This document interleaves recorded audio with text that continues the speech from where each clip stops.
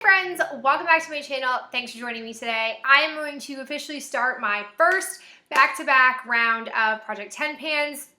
I have pulled 10 items out, and I'm going to do this a bit differently than I have in the previous year. I'm going to be doing just makeup products for my back-to-back Project 10 pans this year. I'm still going to keep track of the amounts I'm using up in each pan, but I'm gonna get fancy this year. I'm going to actually keep a Google Doc of my Project 10 pans. That way I can actually add up how many items I get to use and how much money I am using up over the course of the year. I feel like I'm ready to commit myself to keeping track of it that way. I think it'll be really interesting and hopefully very satisfying as well. So let me go ahead and show you what 10 items I have pulled for my very first 2016 Project 10 pan. The first thing I have is the primer that I'm currently using. This is the Wet n Wild primer. It's really hard for me to get a good reading of what I have left in here. When I squeeze it, I have a hard time squeezing on the sides, but when I hold it up to the light, I think I'm down to about right here, and I'll go ahead and I'll draw with a permanent marker the marking for this. I actually really like this primer. I was really surprised. I picked it up in my collection just because it's one of the smaller face primers that I have. It's less than a fluid ounce, it's 0.84, but I find it actually pretty effective, and it's not too thick, it's not too creamy, it's just a really nice balance. The only con of this is that it smells kind of funky, so I don't know if it's because I've had it for about a year, but it doesn't say on the back here when exactly this expires. But I don't know, I just want to use it. It's the one I'm currently using. I want to really narrow down my face primers, especially this year. I'm not very picky when it comes to face primers, so I just want to kind of shuffle through them as I have them in my collection. The other item I have, I'm pretty face heavy with this Project 10 pan round, but it is my Too Cool for School Gel Mist. I'm starting right here. Again, I will draw lines on these. I don't know why I didn't do that this time. I'm right down here.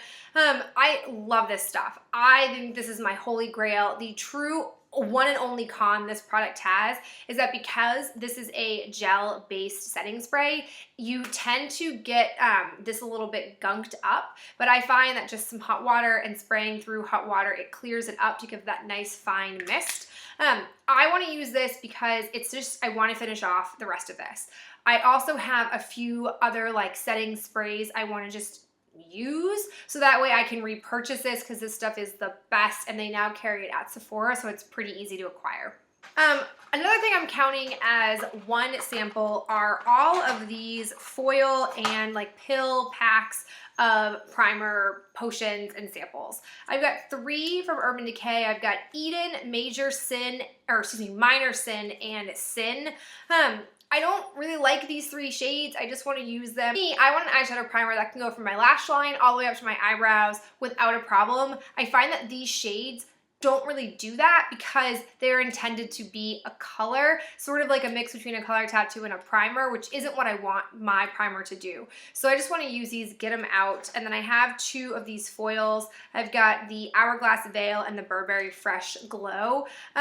Both of these are supposed to give you a glowy look, which I don't tend to like, so I just want to go ahead and move these out. Next up, we have Old Faithful. This is my Chella Ivory Lace highlighting pencil. I use this just to line my lower lash line with. I honestly don't know why I'm still using this. If you guys look, you can see that I have barely any product left in here. I'm not sure what I'm gonna call it quits on this, whether that is it just doesn't sharpen anymore, or if I get all the way down here, I don't know, but I just really want the satisfaction of using the stank out of this. So I'm gonna go ahead and throw this in here, and I just don't know when I'm gonna call it a quit on it. Next up, I have this Maybelline New York, the Falsies Volume Express Flared. I just pulled this out of my collection to start using it because I just need to get through mascaras. I have so many mascaras, it's not even funny. This kind of has a larger bristles on one side and the other side shorter bristles, kind of wand. I do like the effect this gives my lashes. When I say that it looks like false eyelashes, no, which is why I want to use this because it's just not my favorite. Additionally, I depotted a Becca highlighter. This is the one in Pearl. I really want to use this up just because I want to move on to other highlighters. I have a nasty habit of depotting things and then moving on to something full size and never finishing what's in the pot. I don't want to keep doing that. So I'm going to go ahead and put this in here. It's not a lot of products in here, but you don't need a lot to highlight your face with. I will be sad when I do finally use this up because this is my favorite out of the trio that I bought. This is the favorite shade, but I also want the satisfaction of using every drop of product from the tube. Next up, I have this Dermablend setting powder. I have made a really good dent in this. There isn't a ton left in here, but I've actually since found I am obsessed with the e.l.f. under eye setting powder. I was using that like just randomly. I pulled it out to use it, and it is awesome. Way better than this stuff. So I just want to use this so I can officially commit myself wholeheartedly to my e.l.f. under eye setting powder. Is this e.l.f. product. This is the e.l.f. Concealer in the color Ivory. I actually just started using this like within the past, I think like maybe a month is the most I've been using it. There's not a whole lot of product in here, which is not super surprising for the price.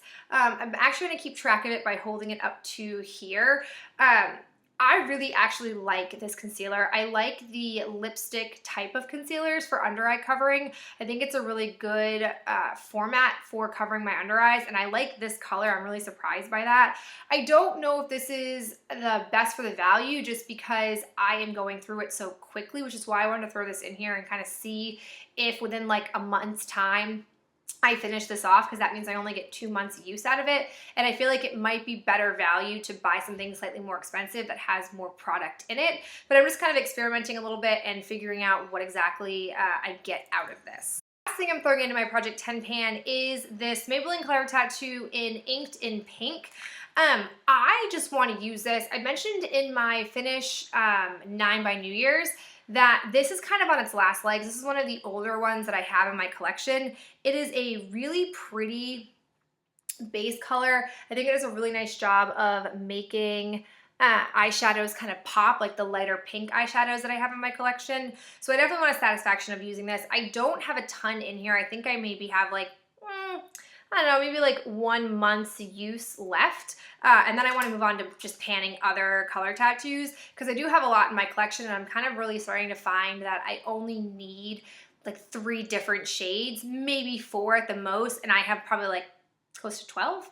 So don't need that many. So these are my first 10 products, nothing too wild, nothing too crazy. I will give you guys updates as I can here and there to show you progress. I think I'll do it as I use up a couple of things, or at least make good progress on a couple of things. That way you guys can see, you know, something happening versus just updates with no real progress.